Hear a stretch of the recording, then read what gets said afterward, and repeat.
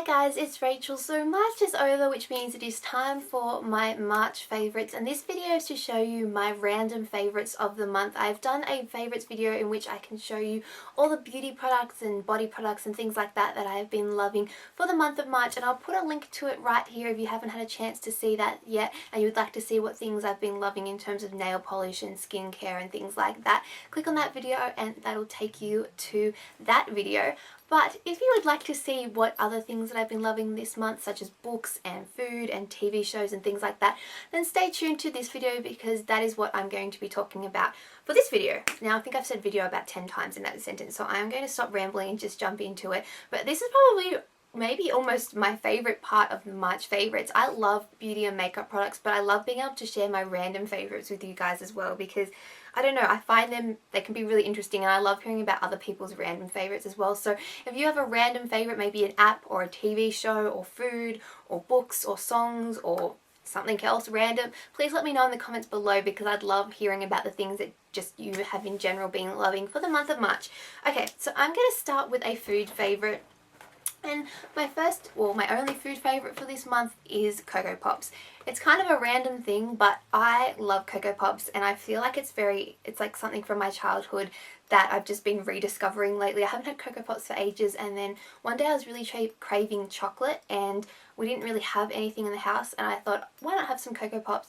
And ever since then, every now and then when I crave chocolate, I've been having Cocoa Pops. And it's not just for breakfast, because actually I don't really have them for breakfast. I usually have them at random times. So it might be for like an afternoon snack or for a dessert after dinner, and I'll have like Cocoa Pops, and I actually eat them in a mug, which is kind of random because you'd think that you'd eat cereal in a bowl, but no, I'm weird and I put them in a mug and have them put milk and eat them out of the mug. So I don't know if it's because it's more convenient for me to carry around, because I usually eat and walk around the house. Don't ask me why, but I do. But I don't know, Cocoa Pops have been a favourite and I like eating them in a mug. Okay, so moving on to my next favourites, which I think will be app favourites. So I have two app favourites for the month. One of them is one that makes me laugh every time I hear it, but I actually love The Big Bang Theory. It is a show that I watch quite a bit. It's shown a lot in Australia. Channel 9 basically either plays new episodes or repeat episodes almost every single night of the week, and I love it. My whole family, it's one of our favourite shows, but they recently showed an episode where they had basically a phone app that made a whip sound. So I love it. So as soon as I saw that app, that episode, I went onto the app store and was like looking for, I had like a whip app or something like that. So this one is called Pocket Whip. I think it was free, but I'm not 100% sure. It may have been 99 cents. But I love it, and I'm just waiting for a time that I can just use it, and it'll have like really good comedic timing where, I don't know, friends will say something, and because I think in the episode, in the episode it was because they were saying that I think Wallowitz was whipped or something like that because he just did what his girlfriend says. So I am waiting, and I haven't had it yet, but I'm sure it'll happen for a time where this app works perfectly and I can just slip it in and just have this whip sound in the background. So, oh, I've just turned it off. Here we go. Anyway, so that is one of my favourites. I definitely recommend Pocket Whip. The other app favourite that I've been loving this month is Draw Something, and I actually had it downloaded last month, but I hadn't played it before, and then I had a recommendation in my last month's favourites for Draw Something, and I saw that I actually had it, and the reason that I had it was because my sister had downloaded it and we have it all synced throughout all the computers and things in our house. So that's why I had it, but I didn't actually use it yet. So I have been loving it. It's basically kind of like Pictionary for your phone. I've been playing it a lot on my iPad because it's easier, there's more space, which is probably cheating because most people have to do it on their iPhones, but it is an iPad or an iPhone app and I absolutely love it. It's so much fun. If you want to play me, my username is RachelJD, so it's just like the channel name. So search for me, try and create a game, and I'll definitely play you because I absolutely love it. So that's my other app favourite. Okay, so moving on to, maybe we'll go to music. So my favourite for the month is definitely the Taylor Swift concert. I absolutely loved it. It was amazing. If you haven't had a chance to see it yet, I recommend buying the DVD. There was either a actually I've got it here. Let me grab it for you. Here we go. So it came out as a CD and DVD pack, so you get the live CD and the DVD, or you could get just the DVD. And I actually got this for Christmas off my sister, but I didn't watch it until after I'd seen the concert because I didn't want to like ruin the surprise. But if you didn't get a chance to see the concert, then I recommend picking up the DVD because it's such an amazing concert. I saw the first one, the Fearless tour, when she was in Australia, and that was amazing. But this even surpassed that, so I absolutely loved that. And then Hot Shell Ray was actually the what's it called? Is it backup? Not backup. I can't even think of the word, but the people that sing before the, as soon as I finish filming this video, I'm going to remember exactly the word, but the supporting act, that's what I want. They were the support act, so they sung first, and I absolutely loved them. I bought the Hot Shell Ray CD for my mum for Christmas, and I hadn't really listened to it that much, but before I went to the concert, I listened to it quite a bit because I wanted to know the songs, because I find that I like bands better live if I know the songs and can sing along.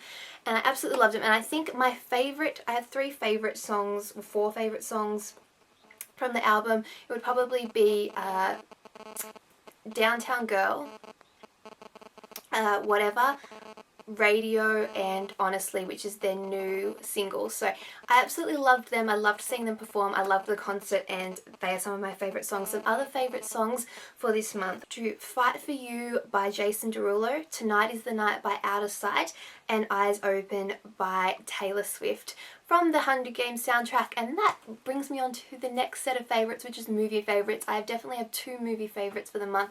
Hunger Games was one of them. I went to the midnight screening with my mum and my sister. We've all read the books and we absolutely loved it. There's been I thought it got quite good reviews. I've heard some things from friends who, or particularly guy friends who haven't read the books, that weren't that impressed with the movie, but I absolutely loved it and I recommend it. If you love the books, then I think you'll love the movies. I think in terms of how close it was to the books, I didn't feel like it left out any of the major points. Sometimes when you see a movie after you've loved the book, you feel like the movie lets it down. I didn't think, in my opinion, that the movie let the book down, and I'm super excited for the next one. And then the other favourite movie is probably one of the funniest movies I've seen in a long time, and it was 21 Jump Street. That was amazing. I laughed so much, I cried. It's probably for slightly older people, because there are rude parts, so maybe like 15 or 16 years up, but I absolutely loved it. I cried, I laughed. I laughed so much because I cried because I laughed so much. Like, it wasn't sad at all. The storyline was kind of whatever, but it didn't matter because it was hilarious, and they kind of left it open for a second one, and I really hope that they make another one because it was fantastic. It was up there with The Hangover in terms of funniness. Like, it was really, really good. So I recommend seeing that if you like that kind of thing. And it was like slapstick kind of dirty humour, but I thought it was really, really good. So they are my movie favourites. Television favourites are pretty much the same every month. I go crazy with television. The Vampire Diaries was back this month. I absolutely love that. That was fantastic. I caught up on Revenge. I love Revenge. I can't wait for that to start showing more episodes.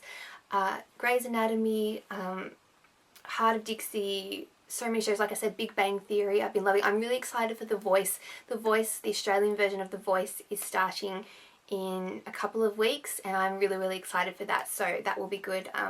Two Broke Girls I've also been loving, and New Girl. So there are a lot of TV shows.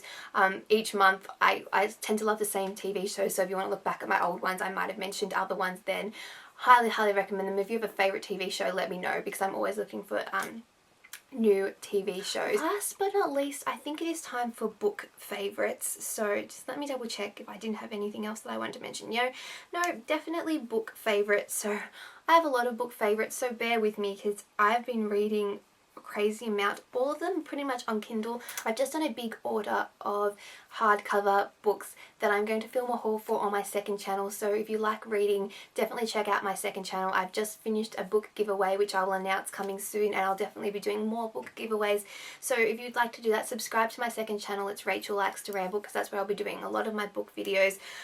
But yes, I'm going to do a book haul, but for now I've got a whole heap of Kindle books that I have been loving this month, and I think I'm just going to go through and read them out, otherwise we'll be here forever, and I've already been blabbing on for like 10 minutes. So starting from the bottom, which just means the one that I read furthest away, If I Can't Have You by Lauren Harmond. I really liked that one. That was a young adult book, but it was more for the older young adults, so I always split books into adult books, young adult books for older young adults, and then young adult books for like that can be read by like 13-14-year-olds. So this is in the older young adult category, and it was really nice. I liked it. It was a story. There was kind of a love triangle, but not really. It was set at the beach for a girl in her summer holidays. She had a crush on the guy that she's had a crush on for ages, but then she realizes that maybe the better guy for her is actually the guy's younger brother. So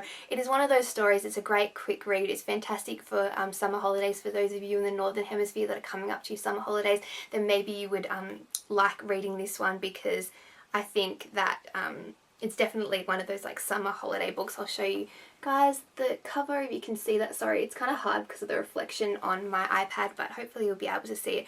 So that I definitely recommend. The next one that I have on my list is Someone Else's Fairy Tale by E.M. Tippett, and I really liked this story. This is kind of based on the premise of like a normal girl meets a superstar, and I guess how he likes her and how that sort of love or relationship progresses. But what I thought was interesting about this was that it wasn't like the girl immediately fell for the guy and wanted him. She actually kind of almost shied away from the whole dating a superstar, which is kind of different, because a lot of the time it's the girl is sort of has a major crush on the guy and feels so blessed that she gets to date this superstar. But this one, it was kind of a different twist. It was more real, and I really liked it, because when I thought about it logically, I thought that would probably be, I would be thinking the same things that this girl was thinking. Like, you do lose a lot of your privacy, and you do have to sort of give up a lot of normalcy if you're going to date a superstar that has their life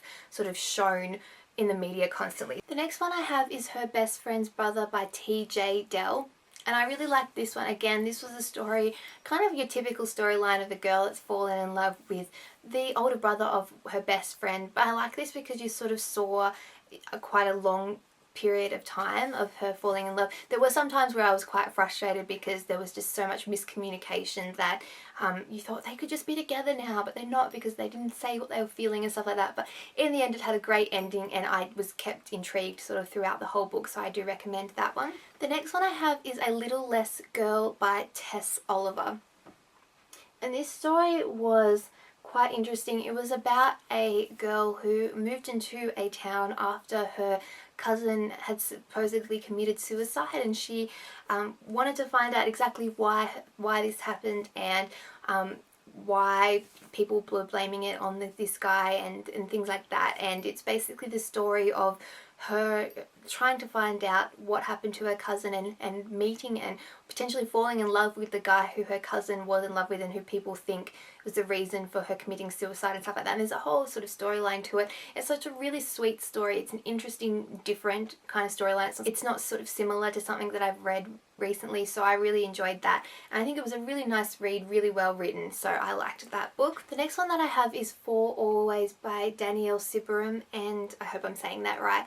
This again was a really nice story. It did span time, basically about this girl who had a crush on this older guy from basically the time that she was 14, and it spans quite a while until she's quite old, and sort of their different relationship and his issue with her being younger, and they sort of go through periods where he wants her and she's not available, or she wants him and he's not available.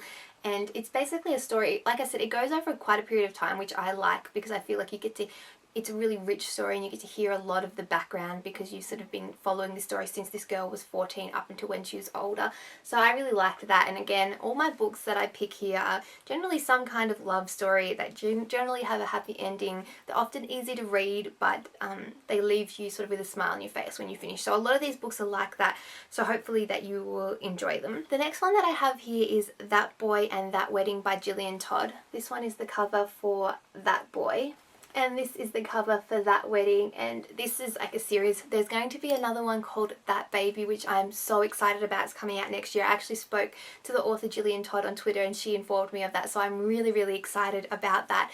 But basically this story is it starts, again, I think I've said this a lot, but this one goes over quite a period of time. So it starts when these children or these people were younger, and it's a girl and her two best guy friends, and it's their story of sort of them growing up and their different loves and a bit of a love triangle. But that's basically what that boy's about until they're older, until she basically realizes who she is in love with. And then there's that wedding, which is sort of planning the wedding with the one that she chooses, and they're all best friends. It's a really great story.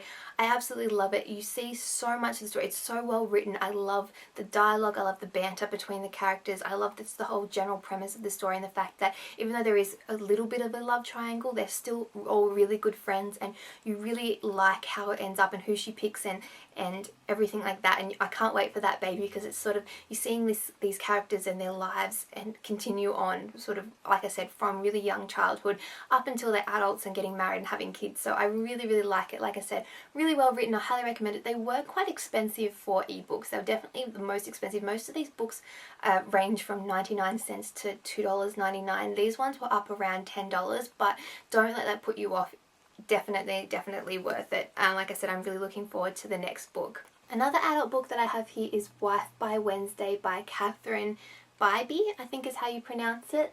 This one kept on coming up in my Amazon recommendations, and I put it off, and then I thought, no, I'm going to buy it, and I'm glad I did, because again, this one was really well written, and I really liked the dialogue and the banter between the characters. I just really enjoyed it. Something about it drew me in, and this is kind of one of those typical stories. I've read a lot of these where it's basically, there's, for some reason, the guy needs to marry and the girl needs to marry. It's often because of money or because of something written into a will or something like that, and it's basically a marriage of convenience, and then they fall in love and it's happily ever after. So that is kind of the storyline. So it is a storyline that I've read in quite a few books, but this one was still interesting. I didn't feel like I'd read it all before or anything like that. I highly enjoyed it, and I definitely would recommend it if you like that kind of thing. A similar story, again, is called Weekends Required by Sydney Landon.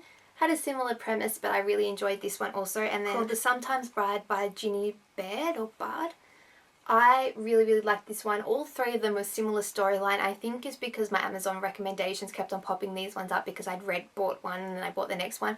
But I really liked it. Again, I liked the dialogue, I liked the characters. I've read a lot of these stories. I don't always mention all of them, because some of them aren't written as well as others, but these ones are all really well written. So if you can handle the fact that you kind of can predict the storyline, then I think you'll definitely like these books.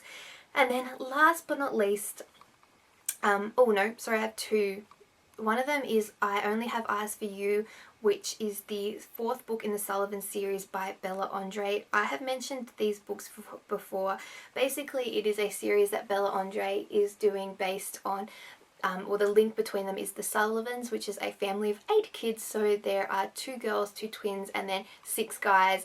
And I've read this, like I said, this is the 4th one. I've read all of them. I've loved all of them. They're just really great romance novels. This one is based on Sophie, which is one of the twin girls, and I really like it. Again, I'm looking forward to the 5th one, and like we're guaranteed at least 8. So it's one of those stories that you kind of, as soon as I see that it's been released, I buy it automatically because I know I'm going to love it. Okay, and then last but not least is the 50 Shades of Grey trilogy. Now this one has been, if you read a lot of books and sort of listen to people talking about top 10 lists and all this kind of stuff, this is a series of books that's been talked about quite a bit. It's right up there at the moment on the bestseller list on Amazon, and I was hesitant to talk about it, not because it is bad in any way, but because of the story content. This one is definitely an adults only book. I'm not going to recommend it to anybody under 18, maybe not even under 21, because I'd feel really bad if I just think that it's probably not the right content for anybody younger than that. There's 50 Shades of Grey, which is the first book, and then 50 Shades Darker, which is the second book, and then there's 50 Shades Freed, which is the third book, but I can't get the cover to come up for some reason. But basically, all 3 of the books are by E.L. James. It's a trilogy. It is, like I said, an adult story. It contains quite explicit sexual content, and it may offend some people because it is I guess the story, I'd say go onto Amazon, read some of the reviews on it. If it's something that you don't think would offend you, because it may offend some people, I definitely recommend giving it a go. I really enjoyed the book. There's a definite love story behind it, and there are some things in it that may be a little bit confronting, but I think it's definitely issues and topics that are out there, so it's interesting to read about and hear the different perspectives. I think it's been described as a love story with kink. So, like I said, go onto Amazon or Goodreads or wherever you get reviews, check it out, and if it's something that you're interested in, then I definitely recommend that you try it. It is kind of a dark story, and you hear about the guy and the reason why he does the things that he does, and it's really in depth, it's really well written, it definitely draws you in. I read all three, and they're quite long books for like a kind of a romance adult novel. They're quite long. I read all three in a few days because that's how much I was reading them when I shouldn't have been reading them, because I just wanted to know what was going on, wanted to know what was happening next.